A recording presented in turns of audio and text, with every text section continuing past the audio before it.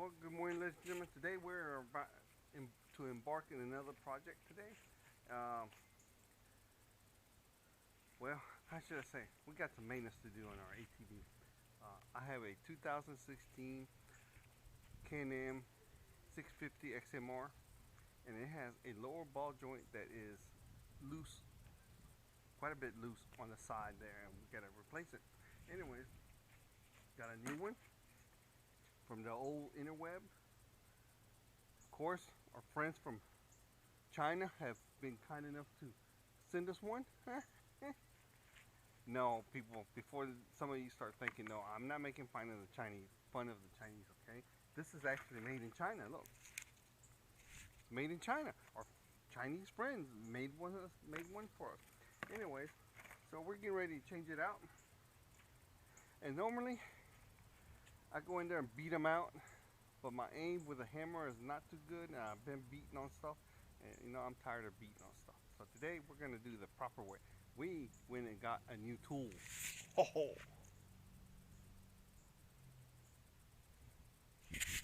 a new tool. Anyways, this is made for automobiles, four-wheel drive, two-wheel drive, such. And guess what happened? I don't have a spacer for this. Too big.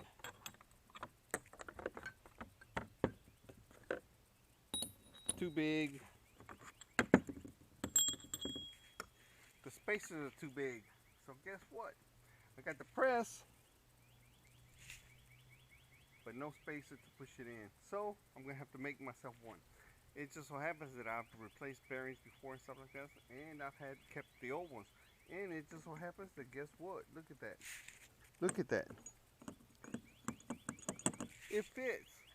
So guess what? We're gonna use that. Anyways, so we're gonna try our new tool and replace a lower ball joint. So come on over and let's have some fun.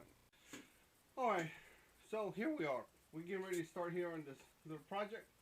And we got our tools straightened out. Now we got to get the equipment ready.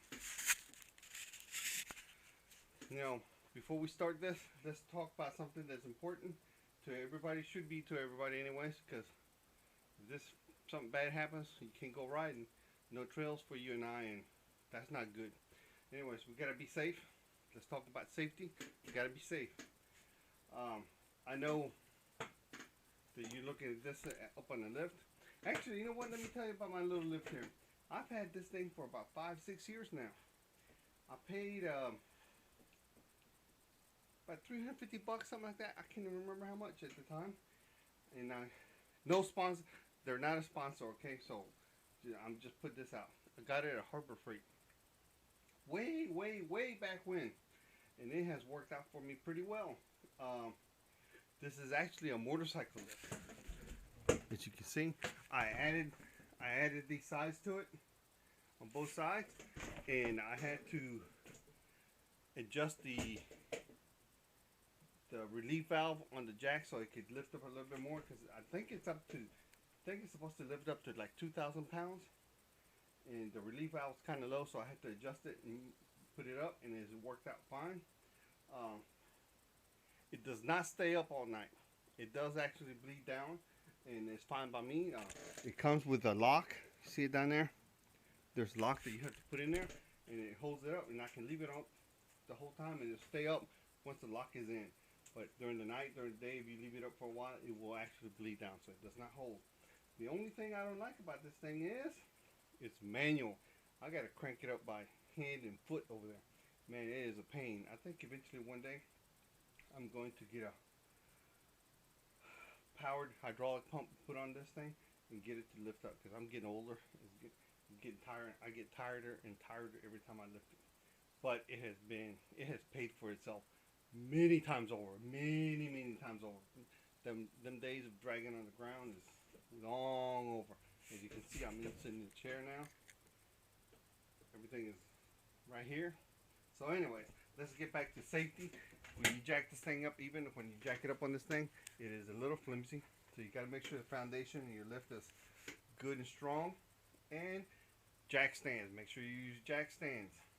The tire's going to come off. Make sure your unit's either in gear, park, Like most ATVs now have a park pole now, but if not, put some chocks on it, lock it down, keep it from moving.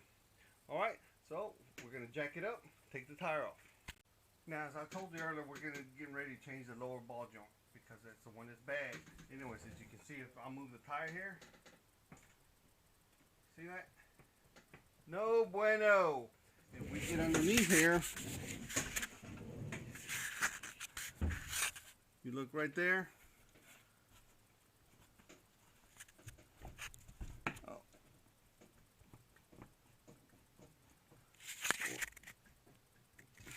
See that? See that? No bueno. So anyways, we're going to change that sucker out here in a minute. And we're going to be using our new tools. Anyways, removing this, or actually we have to disconnect the lower A-arm from the hub. I'm sorry.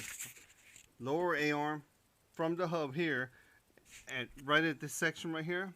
And it's very straightforward. It's just it's a 50 millimeter bolt and a 50 millimeter nut on the other side. Self-locking nut that has to be torqued. Let's see. Nut right there where the socket's at, and bolt right there. Anyways,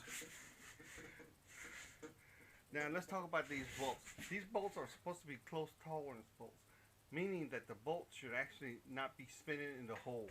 The nut, you should actually take the nut off first, and if the bolt won't back out, you can actually tap it a little bit with a soft mallet, or you can spin it out, but you should not spin it in the hole.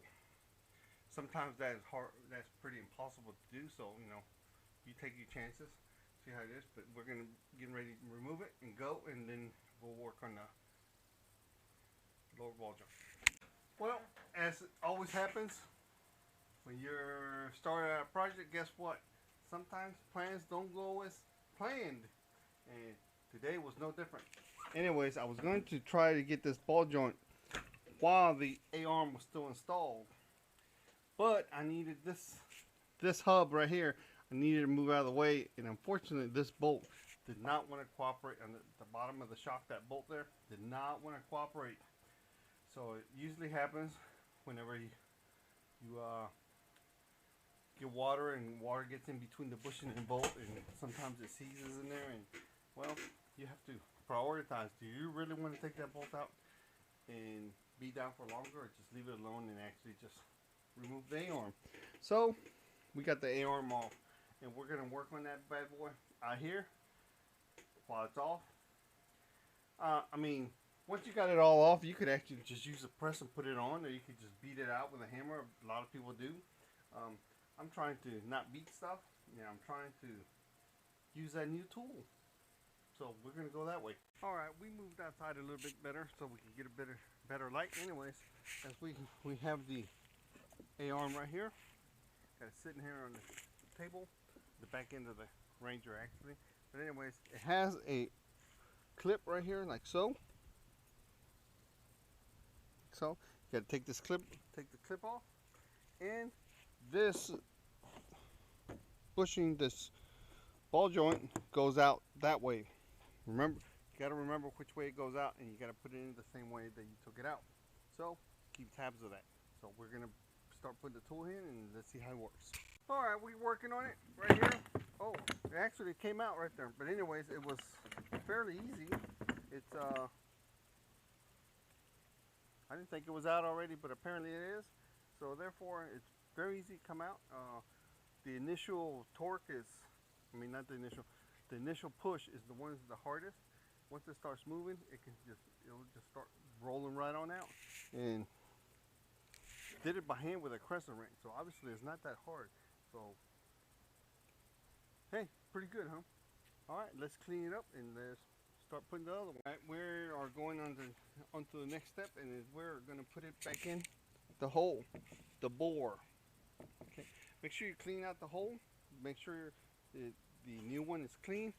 Also, normally every time I press something in, like a bearing or ball joint or something like that, I like to put a little bit of anti-seize in there because, well, if I went in there and changed it once, I'm probably going to go in there and change it again sometime later on again, because that's how the cycle of these things go. So therefore, make it easier next time it comes out. So put some anise, some grease, some oil, something in there. Uh, Prevents corrosion. Makes it easier to come out next time. The chances are it might be you again. So who knows? But anyways, here we go. All right. Well, here's what happened. I didn't show the whole process because it was a big old catastrophe. This tool right here, ball joint separator, ball joint changer thing, tool, service kit, not good for ATVs. Automobiles maybe. I haven't tried on automobiles, but on the car, I mean ATVs, no bueno. All the spaces on here are too big, and trust me, you need some spaces to go through here. I had to make my own kit here of old bearings, a pipe, just to get it to work. That's because I already knew what I was doing, and so I suggest that either if you're gonna get one for ATVs, or just use a press and take the whole A-arm off and just use a press. It's gonna be a lot easier. This thing you have to hold a bunch of stuff in your hand, try to keep it straight. It ended up being a big old catastrophe. I did get it changed, but it took me a lot longer than it should have. I've changed these things a lot faster on the press, and I still suggest use a press. Take the whole arm off and go in the press and change it out. This thing is, I mean, if you're in a tight spot and you don't have anything else, you're gonna have to find pieces like old bearings. I had old bearing pieces together that I used as spacers in here, and such as this, so I can, because you know you're not supposed to push.